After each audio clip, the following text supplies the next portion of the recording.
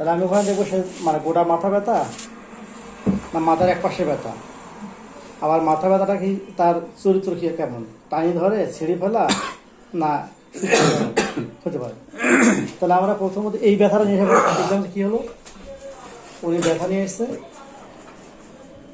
আমার প্রথমে আইডেন্টিফাই করতে হবে এটা কি সর্বাঙ্গে ব্যথা না অঙ্গ বিশেষে, অর্ধাঙ্গ বা অঙ্গ বিশেষে। সর্বাঙ্গ আবার আমরা মেডিকে যে দেখে আমরা রেপার্টরি দেখে আনি, এখানে কিন্তু আমাদের 37টা অধ্যায় আছে, 37টা অধ্যায় আছে। পেট ব্যথা হলে তখন আমি যে পেটের এক পাশে ব্যথা, ডান পাশে না বাম পাশে উপরে আনি সে বলবো, তাহলে আমার 37টা অধ্যায় মানে কি উনি একটা ওষুধ নিয়ে আসবে, এটা আমার 37টা অধ্যায় আমি পড়ে যাবে, তাই না? তা উনি যখন আসবে তখন আমার আসি বললো যে আমার এরকম একটা সমস্যা দিয়েছে। সমস্যাটা হলো যে সাধারণ লক্ষণ, চারিত্রিক লক্ষণ। এই সমস্যাটার মধ্যে দুটো জিনিস পাবো, সব মানে সাধারণ লক্ষণ পাবো আর চরিত্র পাবো। প্রথমত পাবো হলো সাধারণ লক্ষণ আর লক্ষণের চরিত্র।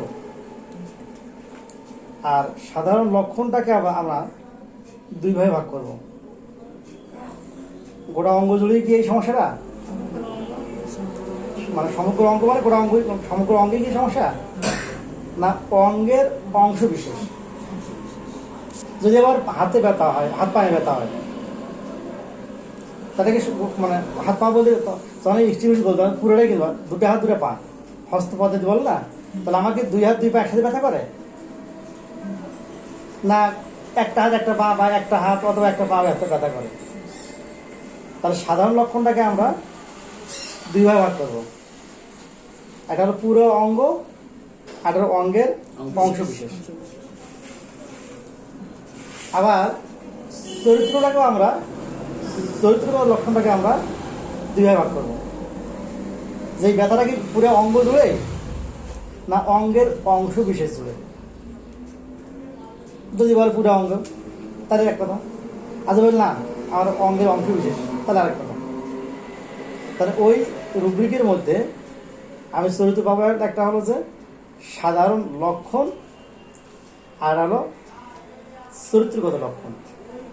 সাধারণ লক্ষণ যদি হয় তাহলে সেখানে আমি দুইটা ভাগ পাবো, সমস্ত অঙ্গ জুড়ে না অঙ্গের অংশ জুড়ে। আবার চরিত্র যদি হয়, চরিত্রগত লক্ষণ দেওয়া হয়, এটা কি আমার ওই একই ভাবো তো পুরো অঙ্গ জুড়ে গিয়ে সমস্যাটা টেনে ধরবে, তারা কি পুরো শরীরটা মিলে না অংশ জুড়ে। যদি বলে যে অংশ তখন নিচটা চলে আসবে। তাহলে আমার প্রথমত লক্ষণের দুটো ভাগ, একটা হলো সাধারণ লক্ষণ, চরিত্রগত লক্ষণ। সাধারণ লক্ষণ দুই ভাগে ভাগ করা হয়েছে, একটা হলো সর্বাঙ্গ পুরো অঙ্গ, এটা হলো অঙ্গের অংশ বিশেষ।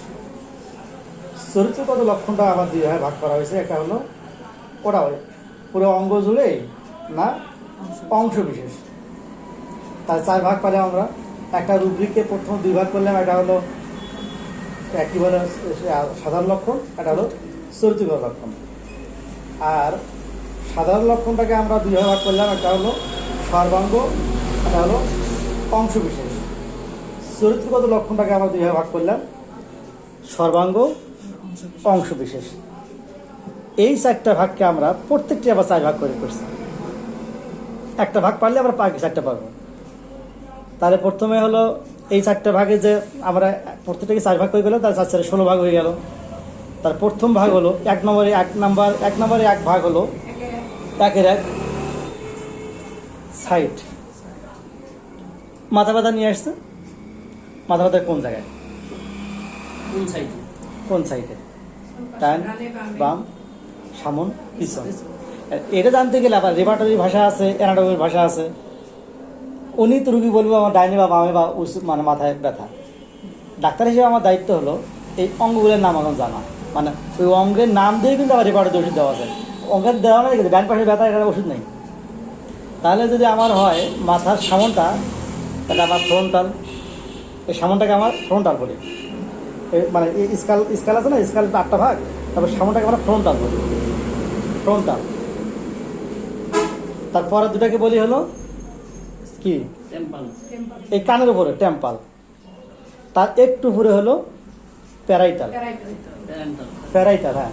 আর তার পিছনে অক্সিপুট, আর সোজা উপরে ভার্টেক্স, আর তার একটু নিচে ব্রেন, আর পুরোটা মিলিত হলো বল।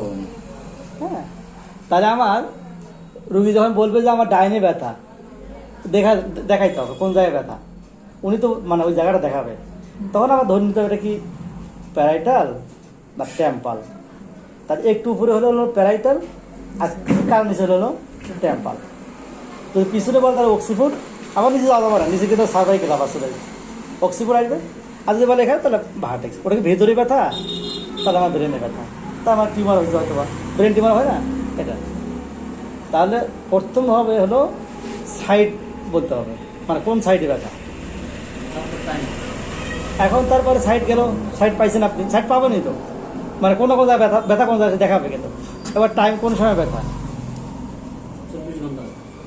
24 ঘন্টা ভোর থেকে ভোর রাখতে হবে, ভোর থেকে আজকে ভোর যেটা হলো, ভোর আর ভোর রাত, এবারে তোমারটা কোন জায়গায়,